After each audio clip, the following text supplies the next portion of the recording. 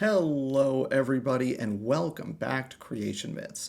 Recently, I was straight up called out by one of the great intellectual heavyweights of modern young earth creationism. I'm sorry, I tried so many times to say that with a straight face, and I just can't do it. It was Donnie Badinsky, aka Donnie Deals, aka Standing for Truth. If you're watching this and you don't know who that is, bless your heart. I'll show you in just a minute. Anyway, Donnie released a short about how not only am I and all of mainstream biology wrong about the mitochondrial time to most recent common ancestor, but I personally have no response to the creationist arguments for so-called mitochondrial Eve existing within the last 6,000 to 7,000 years.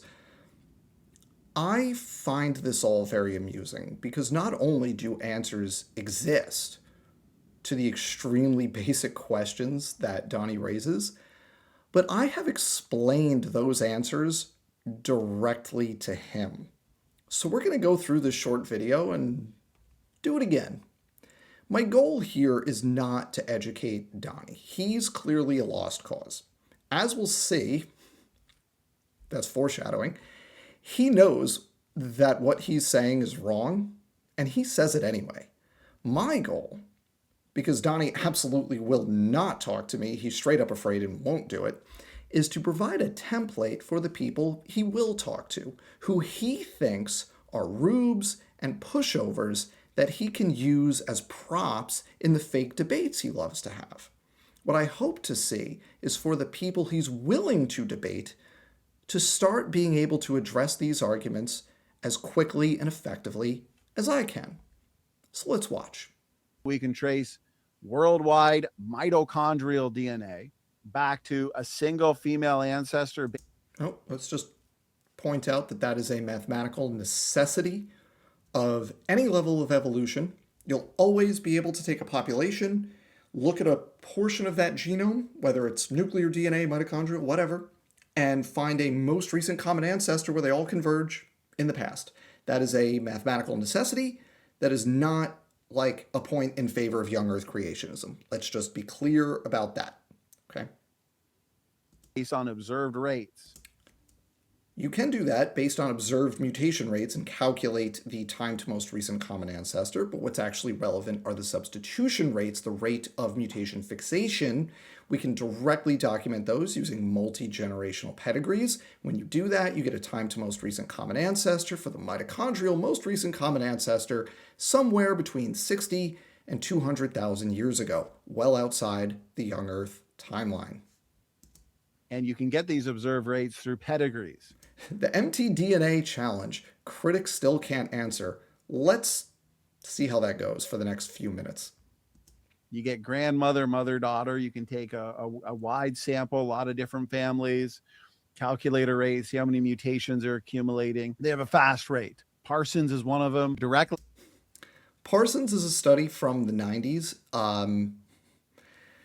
All of these studies that he likes to cite, Parsons is one of the big ones, Ding 2015 is another one, they're single generation pedigree studies.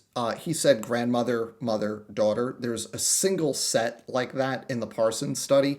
All the rest of the transmission events they look at are mother to daughter, and it has to be mother to offspring. Not necessarily daughter, but it has to be mother to offspring because it's mitochondrial DNA, so it's only transmitted through the female line. All of these are single generation pedigree events, which means you are one, including somatic mutations, so mutations that occur outside the germline. These are largely like blood samples they're taking, so they're not germline cells. And also they don't take into account selection that's operating over generations, which reduces the rate of fixation, especially in the highly constrained mitochondrial DNA, over 90% of which is extremely highly constrained, mostly protein coding regions. In that paper from the conventional literature, it says if you take the observed rate, which is 20 times faster than the phylogenetic rate, that's the evolutionary rate where they got to calibrate the clock. That's wrong. I want to see if he says more about calibration in a second, but also I'll just say that when you say observed rate, he's cherry picking by ignoring observed rates that span more than one generation. So you can go back to the 1800s or the 1400s to known common ancestors that are like it's all directly observed, right? We have direct records of these things. And you get a rate that is consistent with the conventional age for the mitochondrial most recent common ancestor. Because they know assume evolution to prove evolution. They say it's 20 times faster. All right, so that's the calibration thing. Assume evolution to prove evolution. What he's not directly saying here is that evolutionists assume human chimp common ancestry and then calibrate their rates based on that.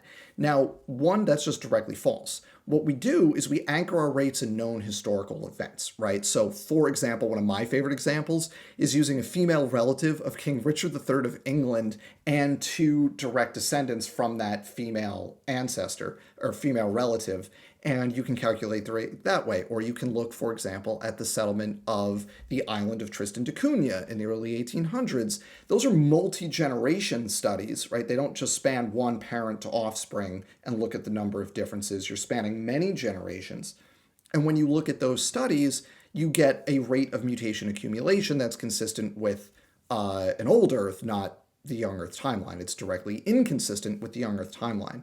But more broadly here, I love how creationists, when they talk about mitochondrial DNA, just hate the idea of calibration as though that's somehow a bad thing.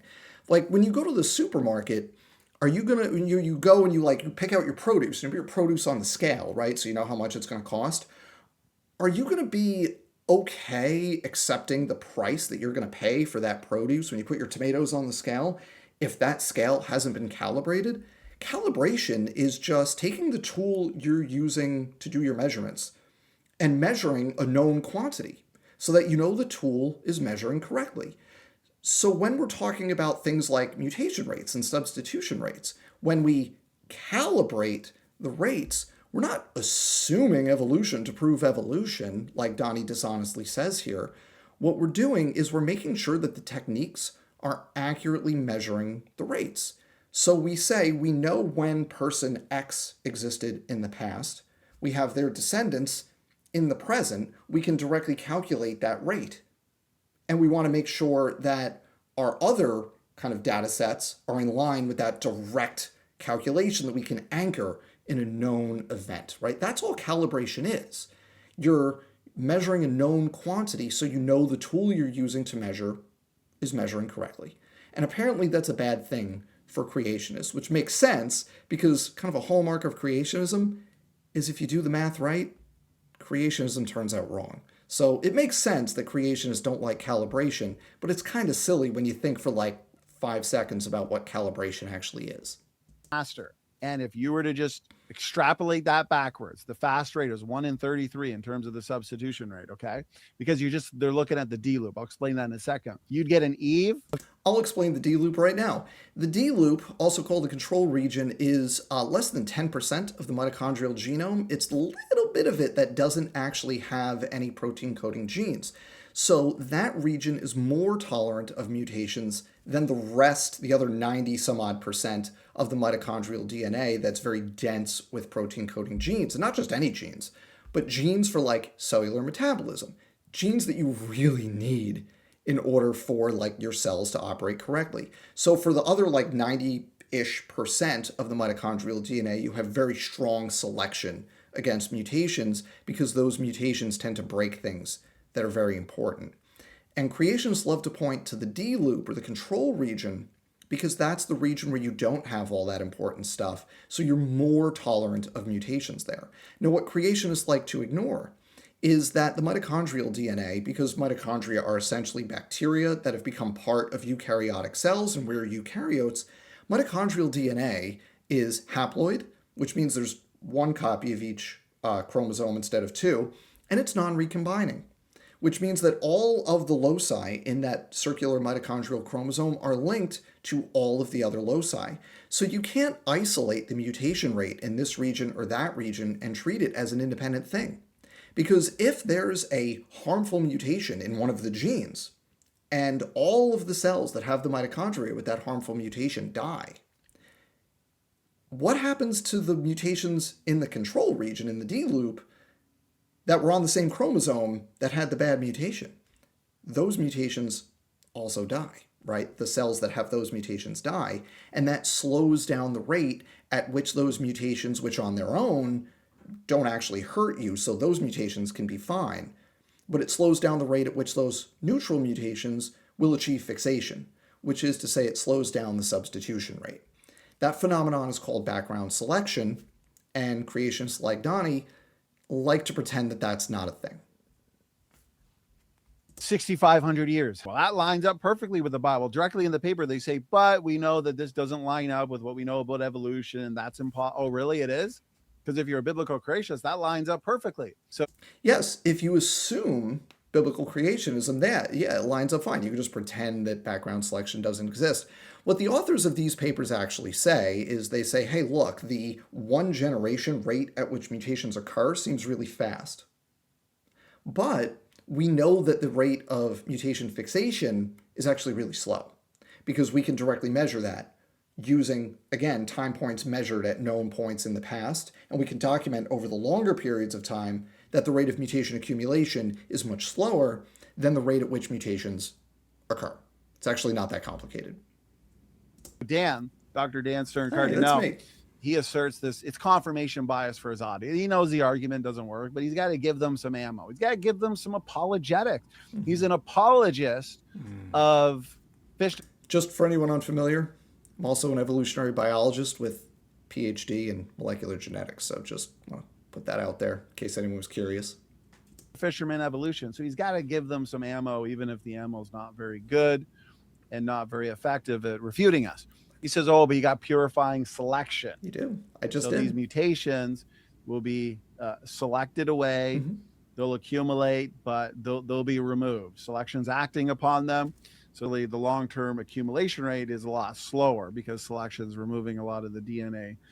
Yes. And I want everyone to put a pin in that in case he disputes that in the next 30 seconds. I just want everyone to there's more foreshadowing for you. Differences. Dan misunderstands the fact that he's refuting himself. These studies like Howell and Parsons in 1997, what they're looking at is the D loop. So,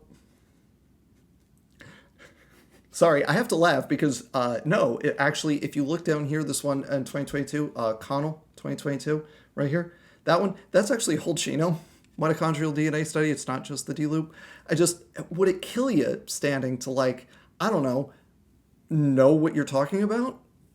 I don't know, maybe know the papers you're talking about before throwing them in my face? I don't know, just saying. Oh, by the way, another fun fact, Santos right here, which is looking specifically at the D loop. If you read that paper, which apparently Donnie hasn't, they actually explain the discrepancy between the rapid rate of mutation in the D loop specifically, which again is less than 10% of the mitochondrial DNA, and the overall substitution rate. And one of the things they point out is you have to account for the mutations that occur in males compared to females because you don't transmit mitochondrial DNA via males because sperm don't contribute any mitochondria to the zygote. It's very simple. And what Santos 2005, what they reported was that when you account for that, and I think there were a couple other factors that they were by the way, you have to account for X, Y, and Z.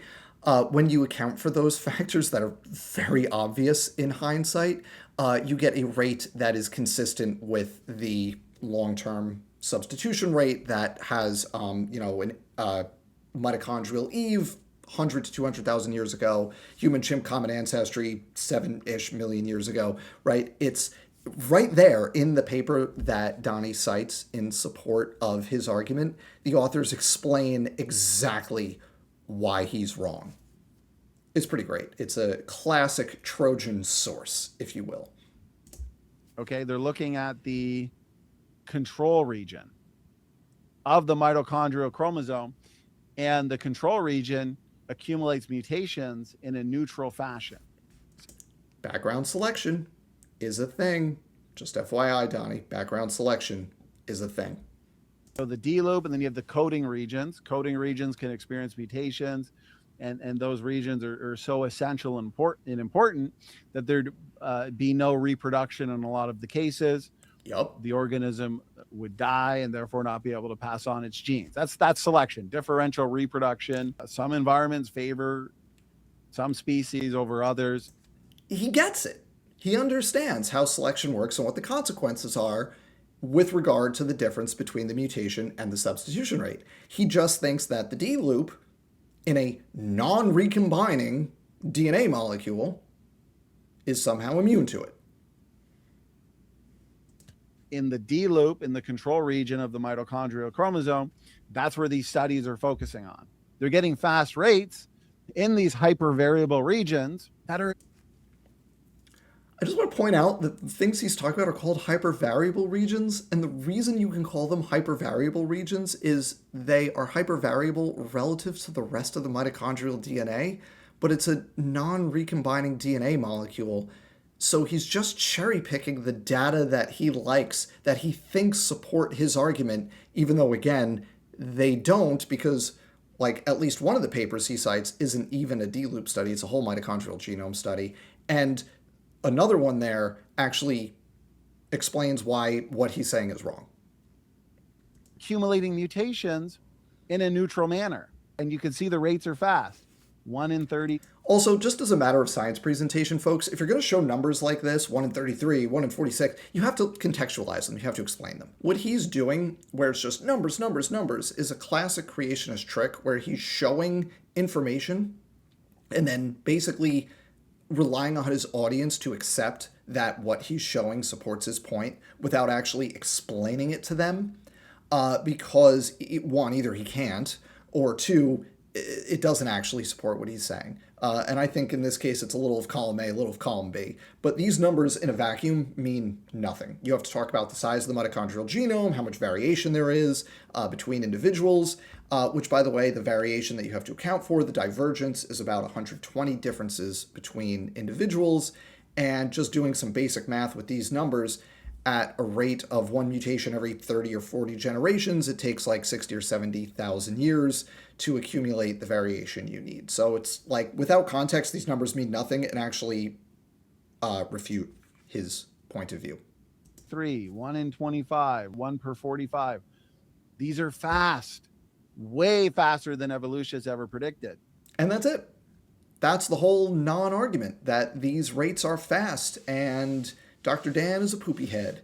And also that natural selection can't actually slow down the accumulation rate sufficiently to get you to the long-term phylogenetic rate for the mitochondrial most recent common ancestor. So real quick, let me just remind everybody that when you're looking at the mitochondrial DNA, you have to account for a number of factors to calculate the time to most recent common ancestor. The studies that Donnie and other creationists love to cite don't weed out somatic mutations, mutations that occur outside the germline and can never be passed on.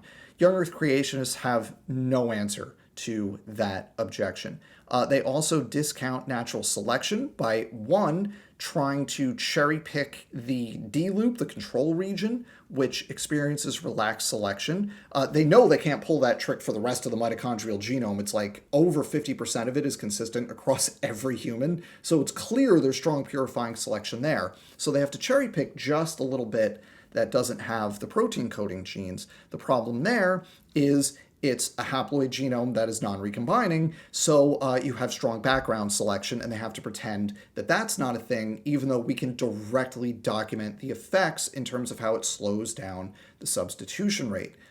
They also have to ignore directly observed multi-generational pedigrees. For example, the descendants of the original settlers of the island of Tristan da Cunha in the early 1800s, or the descendants of the relatives of King Richard III of England from, I think, the 1400s. And there's a bunch of other studies, like the Norfolk Islands is one, the Canary Islands, Vanuatu. We have directly, historically documented events where we can anchor that point in time and calculate the rate over more than one generation, and you get the slow rate, the evolutionary rate, the rate that puts the most recent common ancestor 60 to 200,000 years ago instead of 6,500. So now that that's done and we've all seen how easy these questions are answered, let's wrap this up with a few closing thoughts. And for this, we need to switch up the setup a little bit, go back to my regular position. The takeaway here is that Donnie says the mutation rate equals the substitution rate, and selection operating on the mitochondrial DNA can't change that. Here he is in the comments of that same short, making it crystal clear. Here's the quote.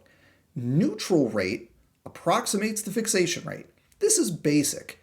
See what I've written and presented on this topic, and you'll understand that I've already addressed your argument. If by addressed he means ignored, then yeah.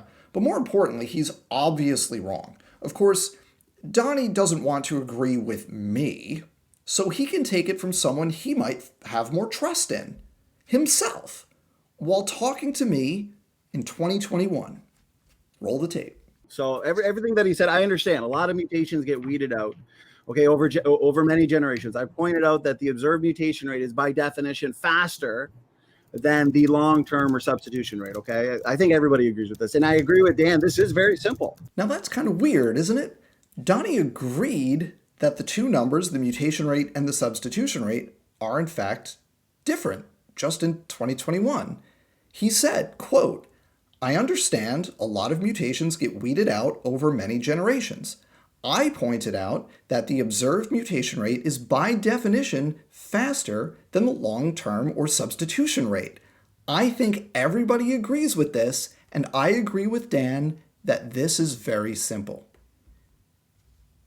Did he forget that between then and now?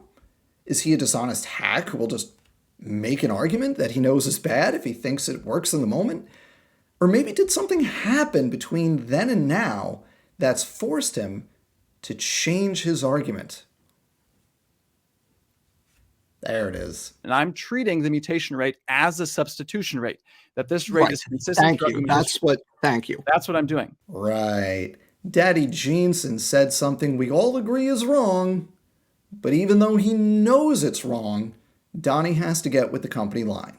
So now he's twisting himself into intellectual pretzels. There's one more thing I want to show here from Donnie's sidekick, raw honey enthusiast and former you don't need to eat food, only air practitioner, Raw Matt.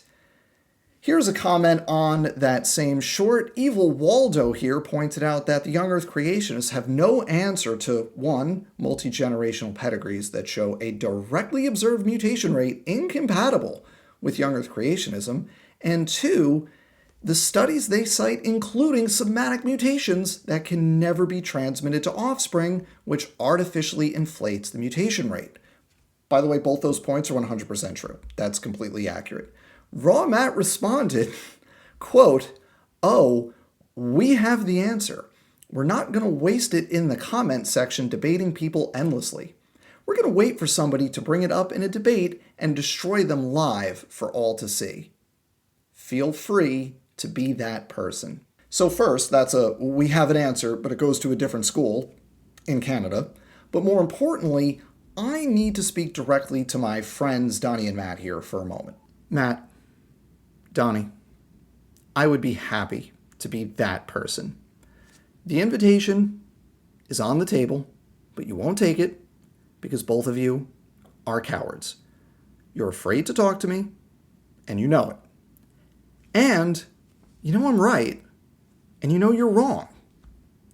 And you know you have no response.